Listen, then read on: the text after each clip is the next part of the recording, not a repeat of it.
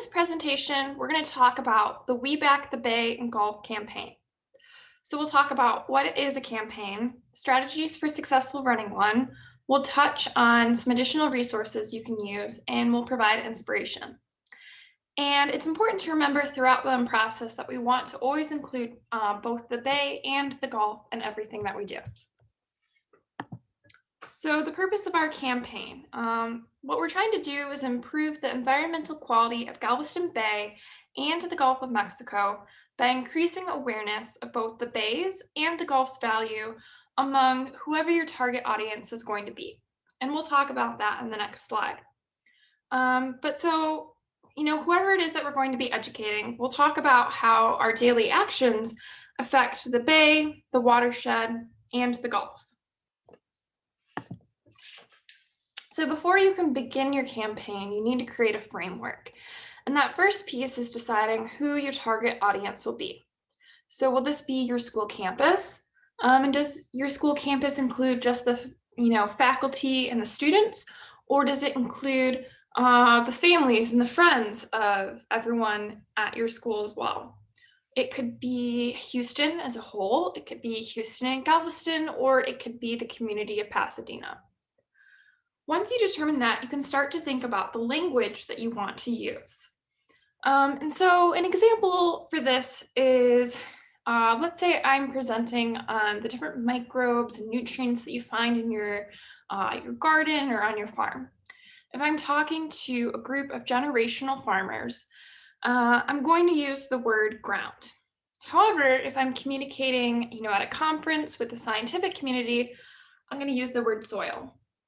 And so just that small difference, soil and ground, has an impact on the feedback that you receive from your audience.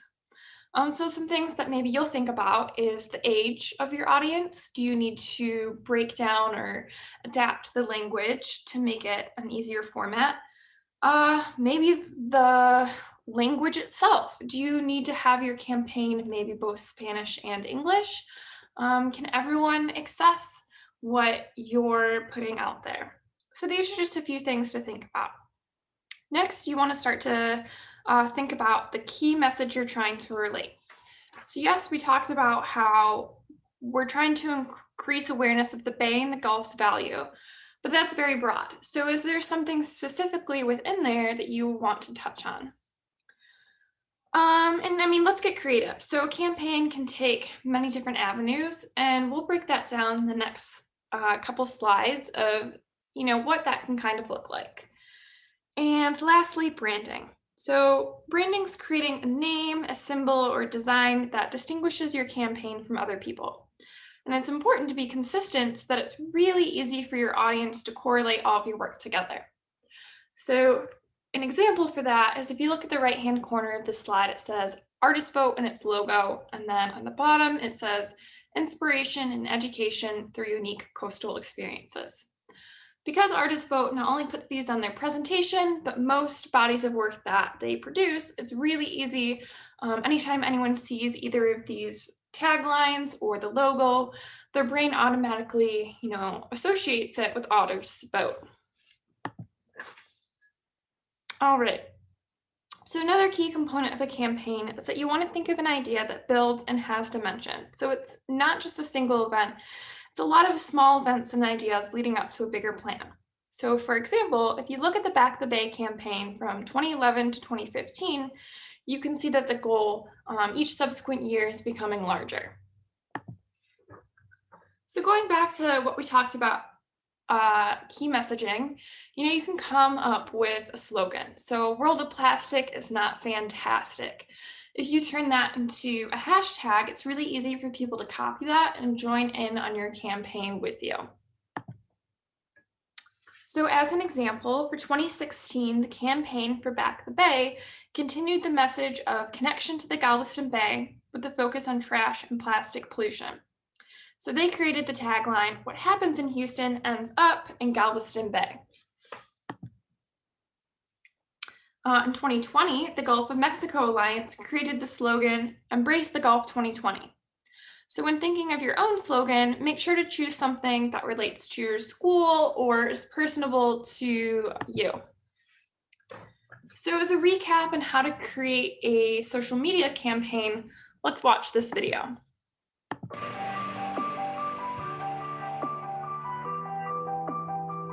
Hi there, my name's Kim. I'm 20 years old and I'm from Germany. And I'm Maya from Indonesia. I'm 19 years old.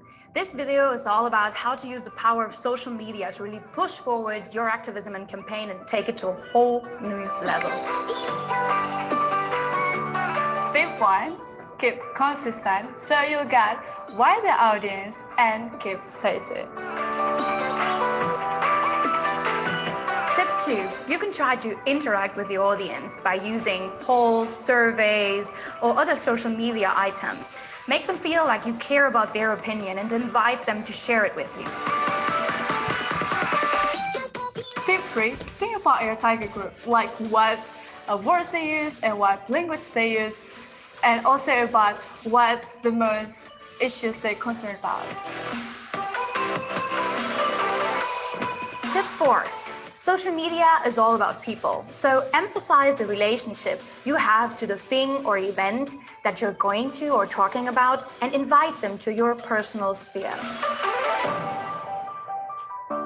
Tip 5, use friendly hashtags so you'll get a broader audience.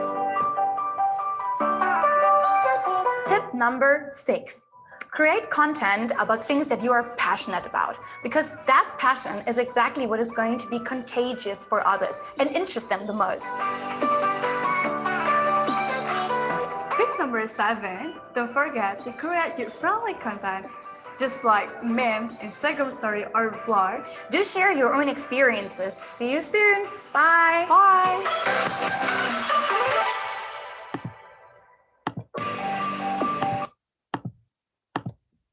All right, so now let's touch on some of the different styles you can take. Number 1, music.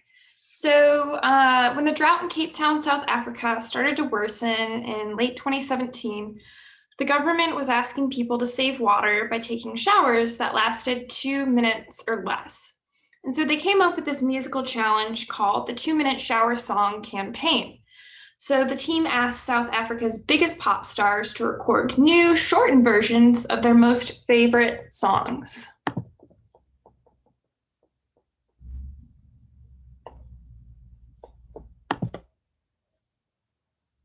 Oh, well, okay, we won't bother listening to one. All right. Number 2, art installations. So here we have pictured is an exhibit by the Shedd Aquarium in Chicago. And what they did was they collected all of this trash from our oceans and then created sea creatures. So showcased here, we have a jellyfish and a clownfish. There's also this app called Literati that you can see in the bottom left-hand corner, and it's really neat. What it does is it lets you geotag every piece of trash when you find it. So one idea, going back to that idea that a campaign should be a lot of small pieces adding up to a big event, is to have some sort of competition with this app. So, every time you're on campus or you're walking around your neighborhood, you take a picture of a piece of trash that you find, and you get a point for geotagging it. And then maybe you hold on to that trash, and so do all of your classmates. And, once you have a good amount, you design some sort of sculpture together and showcase it for the rest of the school. All right, number 3, a very traditional path is posters. So if we look at the poster on the far left, it says native plants conserve water and preserve Galveston Bay. You're more connected to Galveston Bay than you think. Planting native is an easy way to reduce water, prevent the spread of invasive plants, and preserve habitats that support a healthy bay. And then they list their website. So maybe you don't have a website, but you have an Instagram, a Facebook, or a Twitter. So on any content that you create, if you make sure to include that link, you're more likely to get more flow of audience the more places that you're putting that link. All right, so next we have sound art. And so this is a really cool example from the New York Times Magazine. And so let's take a closer look together.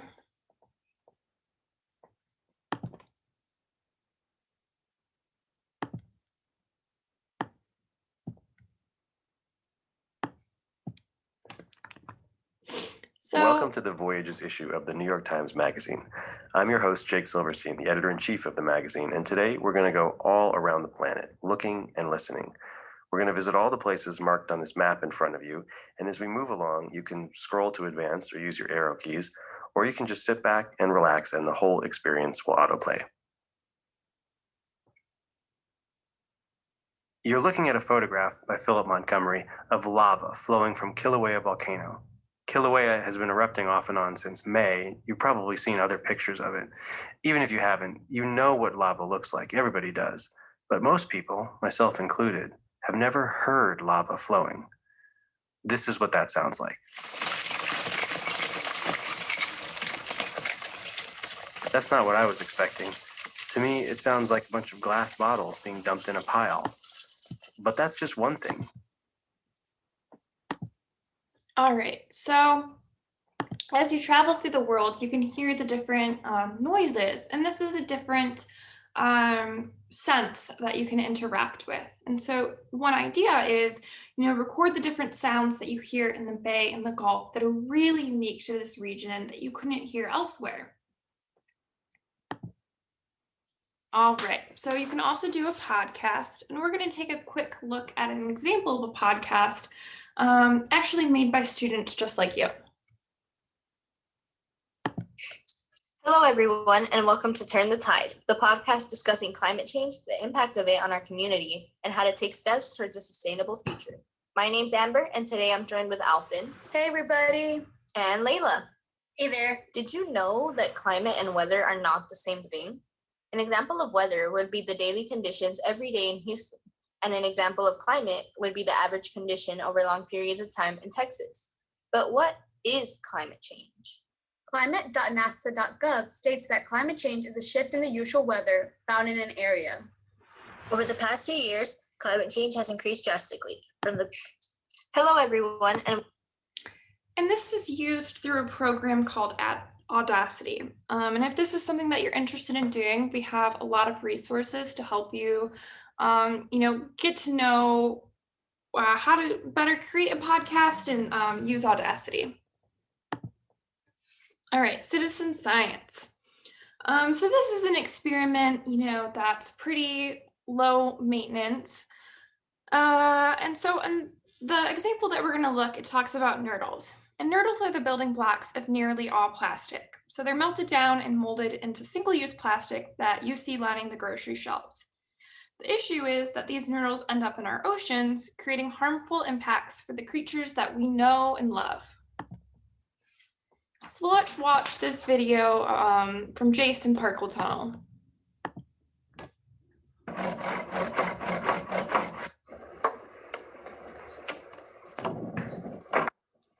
I'm putting my quad jet together with the pole. I'm ready for sampling.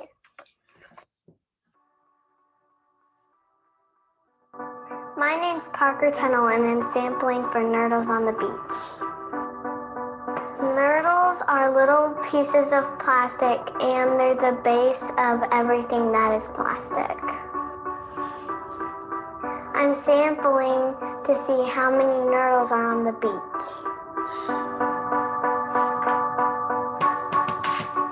Nurdles are bad because animals can eat them.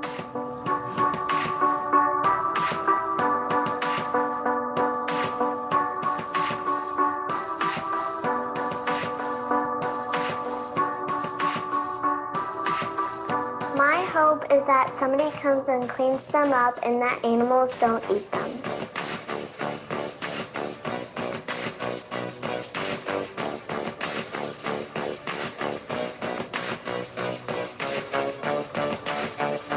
My project is to bring awareness to the nurdle problem.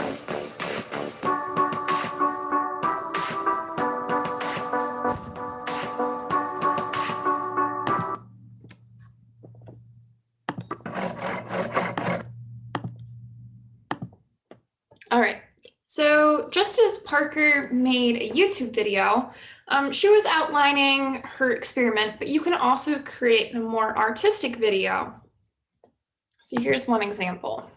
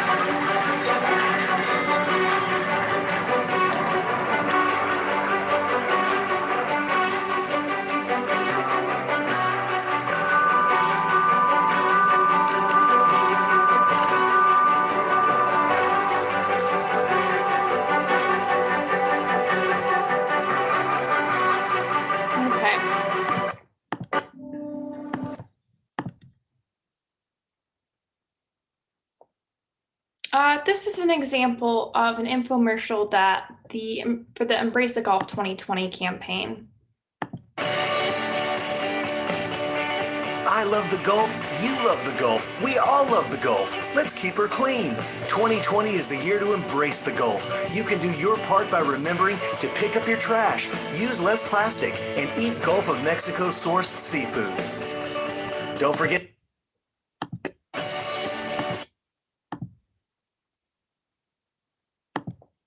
All right. So there's this website called BOSI, and it's really awesome. It's got a huge collection of student art surrounding environmental issues.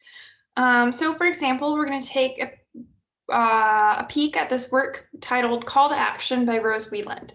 So she created a 3D pop-up book with a poem, and then she has a video describing how she's felt called to environmental action.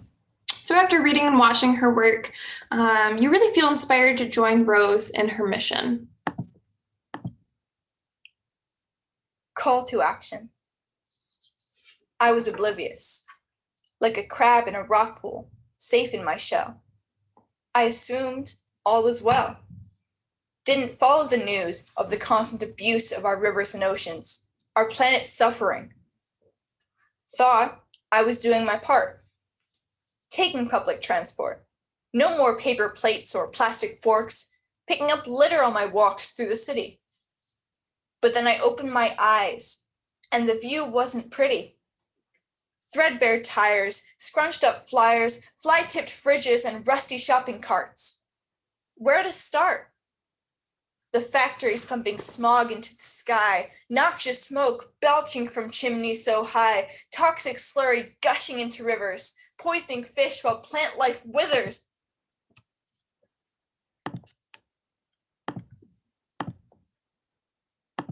So lastly, this is a reminder to please include our partners in your post. So on the left here, I have some examples of what your different hashtags could look like. And the reason why I say this is because, you want as many people engaged as your campaign as possible. So if we include our partners, they can reach an even broader audience. Here's an example of an idea. When you're trying to get lots of people to create selfies or posts, for the Embrace the Golf 2020 campaign, they created this flyer that anyone could print out and then include with them to create a selfie.